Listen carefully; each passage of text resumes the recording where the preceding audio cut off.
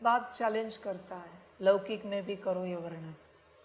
कोई बस बताए हम करोड़पति है, नहीं लखपति बने तो मैं हार गया।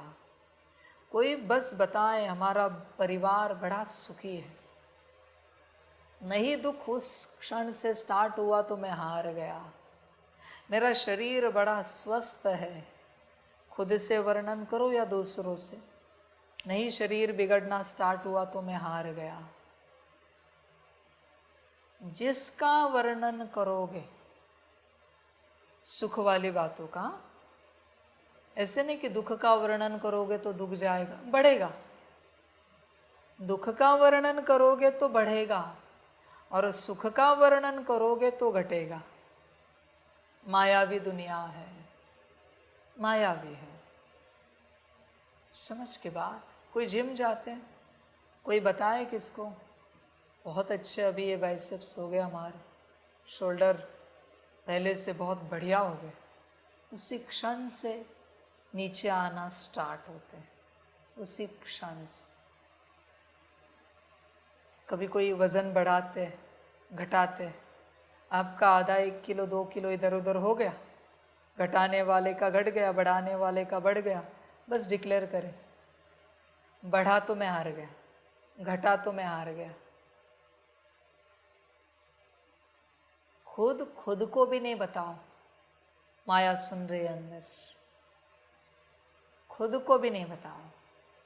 सुबह उठे, तुमने बोला हाँ बहुत अच्छी नींद हो गई आज, लिख के लेना कल अच्छी नहीं होगी, लिख के लेना। खुद को भी नहीं बोलना है बहुत अच्छी नींद हुई है, इतना चुप रहना। दूसरों को तो बिल्कुल नहीं, माया है वो। माया हमेशा क्या करते हैं बच्चे, दिखावा करते। तो तुम्हारी नींद बहुत अच्छी हो रही, अब ये दूसरे को बता के तुम्हें क्या मिलेगा, उससे क्या मिलेगा, पर उसे दिखावा करना अच्छा लगता है हर बात में। माया, मेरा शरीर आज बड़ा स्वस्थ है, बिगड़ेगा आज, लिख के लेना कल तो और ज़्यादा, इसलिए बस चुप, एकदम चुप। समझ के बात है, अच्छाई बताओ नहीं, खुद को भी नहीं बताओ। तुम्हारा जो मायावी स्वरूप है वही तुम्हारे सुख शांति का चोर है, तुम्हारे आनंद का चोर है। तुम्हारा ही है वो स्वरूप, तुम्हारा ही है, वही तुम्हारा सब चुरा रहा है। बस जैसे तुमने मन ही मन बोला, वाणी से बोला, उसे पता चला क्या अच्छा है, उसने चुराया। वो तुम्हारा जो मायावी स्वरूप है वो माया का सेवक है, दास है माया का। समझ है, वो माया की संतान है। वो वही जानने के लिए बैठा है अंदर कि तुम्हारे पास अच्छा क्या है, शांति तुम्हें कहाँ से मिलती है। कभी कोई कहे ये विधि की ना हमने, बहुत अच्छी शांति महसूस हुई, अगले बार से आपको महसूस हुई तो मैं हार गया, क्योंकि उससे पता चला अंदर वाले मायावी स्वरूप को कि तुझे शांति कहाँ से मिलती है। अभी वो उस विधि को बिगाड़ने के लिए तैयार है। संभल कर चलना, तुम ही तुम्हारे दोस्त हो और तुम्हारा मायावी स्वरूप ही तुम्हारा दुश्मन है। संभल कर रहना, एकदम चुप। अभी सवाल उठेगा क्या कहे और क्या ना कहे, बात वही है, बैलेंस करने का, बैलेंस रहने का युग है ये, शांत रहने का। कुछ कहा तो गया, बस वो स्वरूप वाईफाई हॉटस्पॉट की तरह तुम्हारे अंदर बैठा है, बस रीडिंग लेता है, माया को भेज देता है, सेंड करता है, तुरंत एयर ड्रॉप कर देता है, तुरंत हवा में ही भेज देता है। इसलिए संभाल करो। और ये मायावी स्वरूप, जब तक ये मायावी तन तुम्हारे पास है तब तक रहेगा। और आखिरी लड़ाई जो ब्रह्मा बाप की सुनी शरीर छोड़ते समय, वो इसी स्वरूप की थी जिसका नाम कर्म भोग है। इसी स्वरूप की लड़ाई होती है, तुम्हारी तुमसे ही लड़ाई होती है। लास्ट में कोई शैतान तुमसे लड़ने नहीं आता।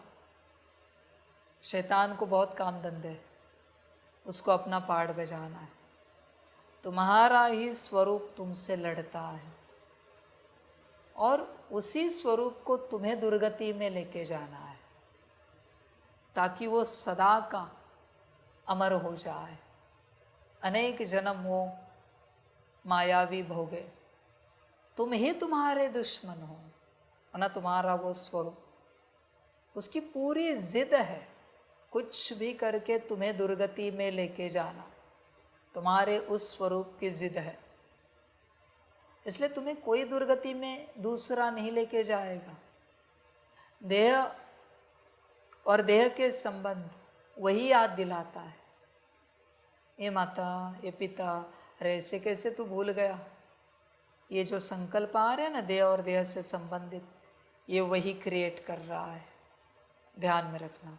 इसलिए तुम जो बैठे हो, तुम्हारे अंदर तुम एक सत्य बैठे हो और एक फॉल्स आत्मा बैठी है इस स्वरूप की।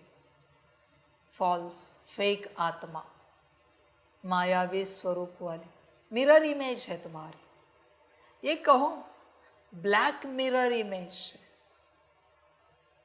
काले आईने में वो मिरर इमेज बैठी है, जिसमें सेम मन है, जिसमें सेम बुद्धि है, जिसमें सेम संस्कार है, जिसमें सारे अवगुण भरे हैं। दिव्य गुण नहीं, अवगुण, वहाँ से सब आता है। इसलिए हर कोई ड्यूअल पर्सनालिटी वाला है। कभी वो गीत सुनना, ऊपर गगन विशाल, उसमें इसी में शैतान और इसी में भगवान बैठा है। दूसरा स्वरूप भी वही बैठा है, सेम एज इट इज़ है वो, एज इट इज़। और बच्चे ध्यान में रखना, मरने के बाद कोई आत्मा भटकती है ना, वो आत्मा नहीं, ये स्वरूप भटकता है। आत्मा कभी नहीं भटक सकती, आत्मा तो चली गई, पर इसकी इच्छाएं इतनी दृढ़ थी, ये स्वरूप भटक रहा है और फिर किसी और में प्रवेश होकर वैसे ही करने की चेष्टा करता है जैसे उसके संस्कार है। पर ब्लेम तुम पर आएगा, कर्म भोग तुम्हारे अकाउंट में लिखा जाएगा, क्योंकि स्वरूप तुम्हारा है, क्रिएशन तुम्हारी है। सेम है बच्चे, दो अस्तित्व है। इसलिए जो दूसरा विचार आता है ये देता है, दूसरा विजन याद करना चाहते हो परम धाम बाबा, याद आता है देह और देह का संसार, ये दिलाता है। क्योंकि इसे पता है तुमने परम धाम याद किया तो ये कमज़ोर हो जाएगा, तुमने आत्मचिंतन किया तो ये कमज़ोर हो जाएगा, तुमने दिव्य संस्कारों का चिंतन किया तो ये कमज़ोर हो जाएगा। इसे पता है, इसलिए ये तुम्हें करने नहीं देगा। बहुत बार कहते मेरा मन नहीं है, ये दूसरा अस्तित्व कह रहा है ज़रा कुछ चेंज करे। रोज़ दाल भात खा रहे, थोड़ा कुछ स्वादिष्ट बनाते, टेस्ट वाला, टेस्टी, ये दूसरा अस्तित्व कह रहा है। जितना भी कंफर्ट चाहिए ना इस दुनिया का, ये दूसरे अस्तित्व को चाहिए। हठ योगी इस अस्तित्व को हट से मारने की चेष्टा करते हैं, फिर अस्तित्व भाग जाता है।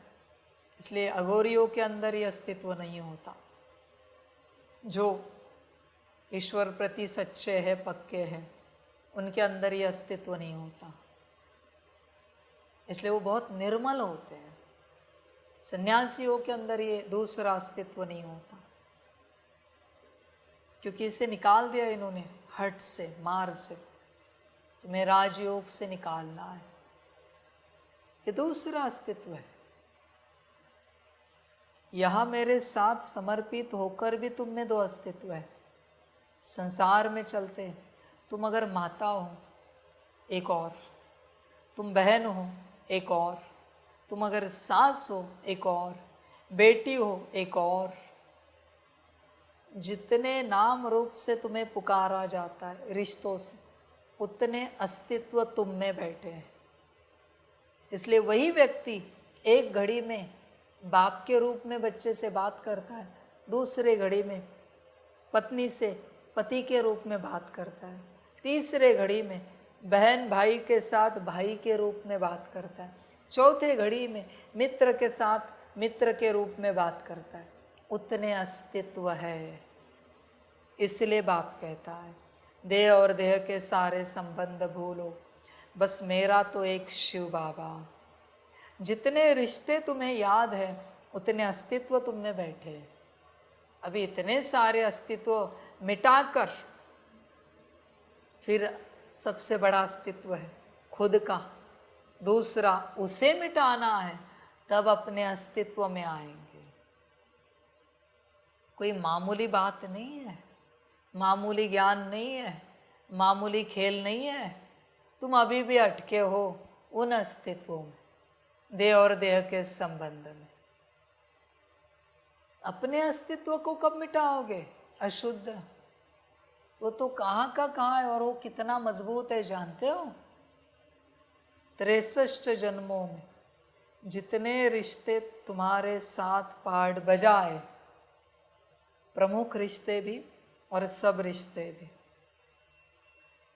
जितने व्यक्तित्व होके गए 63 जन्मों में, इन सबका मिला के एक अस्तित्व है। सोचो कितने होंगे। अगर माता पिता तुम एक अस्तित्व, तो उसमें से पति या पत्नी पकड़ा 3, 2 बच्चे 5 अस्तित्व के साथ तुमने पाठ बजाया है, तो 63 × 5 कितने हो गए? 6, 5, 300 और 3, 5, 15, 315 अस्तित्व है तुम्हारे अंदर। 315 अस्तित्व का बल है। कब निकालोगे? कब निकालो? 315 अस्तित्व बैठे। ये मैंने मिनिमम का है। मंत्रीगण होंगे, प्रधान होंगे, और ऐसे नहीं कि एक राजा की एक ही रानी होती है, एक ही बच्चा होता है या 2 ही बच्चे होते हैं। चाचा मामा काका भी होते हैं जिनके अंदर बुद्धि अटकी होती है, सास ससुर भी होते हैं। प्रजा में से कोई ऐसे होते हैं जो बहुत अच्छे होते हैं तो मन अटका हुआ होता है। कितने अस्तित्व है भाई। ये ज्ञान कोई ऐसे ही नहीं कि ऐसे चले और मिल गया वर्षा। बहुत बातें हैं गहरी, समझना पड़ता है। हर किसी को लगता है मुरली सुनी, अमृत वेला किया, हो गया। अरे बच्चे, काहे का हो गया? ब्रह्मा बाप के जितने बचे थे वो सारे आए थे अंतिम समय में, पर योग बल भारी पड़ा और जीत हो गई। सब अस्तित्व आते अंत में फंसाने के लिए, सब के सब। इसलिए यहाँ 1 सेकंड भी बर्बाद मत करो, 1 सेकंड भी। बहुत बड़ा ज्ञान है बच्चों ये, ध्यान में रखना। शैतान बाहर नहीं है, अंदर है तुम्हारा दूसरा अस्तित्व।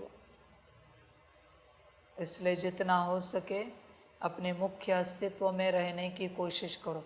गुस्सा उसे आता है, अपमान उससे फील होता है, किसी ने गाली दी तो बुरा उसे लगता है। वो पूर्ण रूप से जागरूक होता है। तुम्हें जिस दिन फर्क पड़ना बंद हो जाएगा ना, वो अस्तित्व मरने लगेगा, समाप्त तो होने लगेगा। इसलिए कोई कितना भी अपमान करे, गाली दे, ग्लानि करे, निंदा करे, शांत रहो। गाली तो उसे दी जा रही है, निंदा तो उसकी की जा रही है। तुम क्यों विचलित हो रहे हो? तुम क्यों हिल रहे हो? किसी किसी का अस्तित्व इतना स्ट्रांग है कि महाकाल ठोके तो जग जाता है। बाबा ने ऐसे कैसे मुझे बोल दिया, मेरी तो कोई गलती नहीं थी। कितना स्ट्रांग ना। परमात्मा को भी फाइट देने के लिए तैयार है वो। तुम आत्मा का क्या करेगा वो अस्तित्व? रहोगे क्या? आत्मा को कहाँ के कहाँ खा जाएगा वो। इसलिए जिस दिन परमात्मा जो महाकाल में तुम्हें डांट लगाता है, उसके वचनों में तुम स्थिर रहोगे, अस्तित्व समाप्त होने लगेगा। जिस दिन जो भी बच्चा महाकाल की डांट से 0.1 भी हिलेगा नहीं, फिर 1 सेकेंड की भी डांट हो, मैं लिख के देता हूँ आधा अस्तित्व मर जाएगा, लिख के देता हूँ। पर तुम हिलते हो, हिलने के बाद और मजबूत होता है। संभल कर रहना, संभल कर रहना, समझ की बात है। और दूसरी बात सबको बाबा बताना चाहेगा, महाकाल उसी को ये भाग्य देता है जो देह और देह के संबंध से निकला है, बाकियों को नहीं। माफ करना, महाकाल बाकियों को ये सौभाग्य नहीं देता कि मैं तेरी क्लीनिंग करूं और निकालूं। बिल्कुल नहीं। देह और देह के संबंध से जो निकला है उसी के लिए करूँगा। संपूर्ण रूप से जो स्वाहा हुआ है उसी के लिए करूँगा। जिसका हर संकल्प विश्व कल्याण के लिए, उसी के लिए करूँगा। जिसकी हर विजन विश्व कल्याण के लिए, जिसका हर संस्कार गुण शक्ति या दिव्य गुण विश्व कल्याण के लिए है, हर सांस विश्व कल्याण के लिए, उसी को महाकाल बनाएगा। बाकी बने मुझे ज़रूरत नहीं है, नहीं बनाऊंगा। समझ की बात है। क्यों बनाऊं? क्यों बनाऊं? समझ की बात है। समझदार बनना। और बच्चे, किसी को कभी लगेगा चतुराई कर सकते हैं कि हमारा सब विश्व कल्याण अर्थ है, चतुराई कर सकते। बाप तो भोला है, तूने संकल्प किया मैं बना दूंगा, महाकाल रूप में शुद्ध बना दूंगा। तूने कह दिया ना सब विश्व कल्याण अर्थ, तेरे संकल्प से ही बना दूंगा मैं। और स्व कल्याण का जरा भी भाव उठा, 84 जन्म नरक। महाकाल हो, नरक कल्पना भी नहीं कर सकते। महाकाल के साथ गेम नहीं खेल सकते। बाप को ठग सकते हो, महाकाल को नहीं ठग सकते। तुरंत चाबी घुमा देता है वो, तुरंत। क्या चतुराई करोगे? रुद्र के साथ तो विचार भी नहीं करो। समझ रहे? रुद्र तो 84 जन्मों का नरक का भी पार्ट बजाने के लिए अस्तित्व नहीं रखेगा तुम्हारा। रुद्र है वो, अस्तित्व ही समाप्त। इसलिए डबल गेम नहीं खेल सकते बाप के साथ। महाकाल ऐसे गेम बजा देगा ना बच्चे, ड्रामा से ही आउट कर देगा। संभल कर रहना, चतुराई नहीं करना, बाप से ठगी नहीं करना। समझ की बात है। इसलिए पहला जो कहा है, देह और देह के संबंध जिसके साथ है, ध्यान में रखना। जब जन्मे हो तुम्हारे साथ दो आए हैं, एक डेमोनिक ऊर्जा सेम तुम्हारे जैसी है, दूसरी तुम आत्मा। इसलिए तुम्हें इसलिए तुम्हें फर्क समझ में नहीं आता, ये तुम हो या कोई और है, फर्क नहीं समझ में आता। बहुत बार अभी तो आईने में देखना बंद है लंबे समय से, कोई देखता नहीं, पर जब कभी हो, समय पूरा हो जाए अभ्यास का, तब कभी आईने में देखना और अपनी आंखों में देखना, पुतलियों में देखते रहना थोड़े समय के लिए, देखते देखते आत्मा समझ के देखना आईने में। मैं लिख के देता हूँ, एक पल में तुम्हें शैतान की झलक मिलेगी, तुम्हारे अंदर की, तुम्हारे अंदर का शैतान तुम्हें दिखेगा, लिख के देता हूँ मैं। है अंदर, डर जाओगे, देखोगे तो डर लगेगा।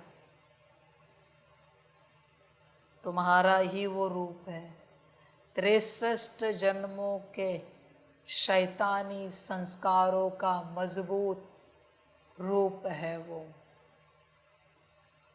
संभल कर रहना। इसलिए बॉडी कॉन्शियसनेस में सोते हो तो वो सपने में लेके जाता है। सोने से कम 1 घड़ी पहले 24 मिनट बच्चों मोबाइल नहीं इस्तेमाल करना चाहिए, कम से कम 24 मिनट, बाकी करो। पर तुम्हें पता चला अभी आधे घंटे में सोओगे, रखो बाजू में 24 मिनट। मैं ये भी नहीं कहता योग करो, मैं ये भी नहीं कहता आत्मिक स्थिति करो, सकाश दो, मुरली पढ़ो, बस इसे यूज़ नहीं करो। ये शैतान का डिवाइस है, आप नहीं जानते बच्चों। अभी सारी दुनिया को उसी से खुशी मिलती है। अब बच्चों में वो ताकत है इसे कचरे के डब्बे में फेंकने की, क्योंकि मेरे बच्चे हो। फेंकने की बात ही नहीं, वो तो सेवा का साधन है, पर हाथ नहीं लगाना है, जरूरत नहीं। बच्चों ध्यान में रखना, थोड़े समय के लिए इसे यूज़ ना करने के बाद जो बेचैनी होती है ना, वो इससे होती है। इसलिए वो घड़ी घड़ी उसे खोलेगा, किसी का मैसेज तो नहीं आया, किसी का मिस कॉल तो नहीं है, व्हाट्सअप, कोई ईमेल, इंस्टा पर कोई अपडेट, फेसबुक पर कोई अपडेट, यूट्यूब पर कोई अपडेट, कोई नोटिफिकेशन, घड़ी घड़ी इसको हाथ लगाएगा। ब्लैक मिरर है, हाँ? मोबाइल ब्लैक मिरर है, पता है ना? ध्यान में रखना, जानते हो ना इसे? ब्लैक मिरर है, काला पूरा। समझ है बच्चे, समझदार बन। ब्लैक मिरर है वो। और कभी सर्च कर गूगल पर बैठकर, ब्लैक मिरर किस चीज़ के लिए इस्तेमाल किया जाता है। कभी सर्च कर गूगल में, यूट्यूब में सर्च कर। लैपटॉप ब्लैक मिरर है, टीवी ब्लैक मिरर है, ये सब ब्लैक मिरर है। कौन इस्तेमाल करते, किसके लिए इस्तेमाल करते, ये ज़रा रिसर्च कर कभी टाइम मिले तो, और फिर तू सोच करना है नहीं करना है। बस ध्यान में रखना, तेरे अंदर तेरा एक खतरनाक अस्तित्व बैठा है, बेहद खतरनाक। 5 और 5 10 रावण के मुख दिखाते हैं, ध्यान में रखना। उसको 63 × 10 630 मुख है। सिर्फ 10 नहीं है, 63 जन्मों के 610 मुख है, सिर है उसको, 610 बुद्धियाँ है उसके पास, 610 मन है, 610 संस्कारों के स्टोरेजेस है। इतना शक्तिशाली, और तू एक आत्मा। ध्यान में रखना, 63 रावण के साथ तेरी लड़ाई है। उस महाज्ञानी महापंडित को मत देख, वो तो पूजनीय थे, महाज्ञानी महापंडित थे, समझ के बात। सारी इसलिए बच्चे अपने में आ, एक सेकंड भी व्यर्थ नहीं गवा, पूर्ण रूप से अपने में आ, समझदार बन, होश में आ, वरना गफलत हो जाएगी, गड़बड़ हो जाएगी। अपना अस्तित्व 63 अस्तित्व के बीच फंसा हुआ है। 63 इंटू रिश्तेदार जितने भी होंगे, समझ के बाद होश में आओ बच्चे, पूर्ण रूप से। इसलिए आत्मा को कुछ और नहीं लगता,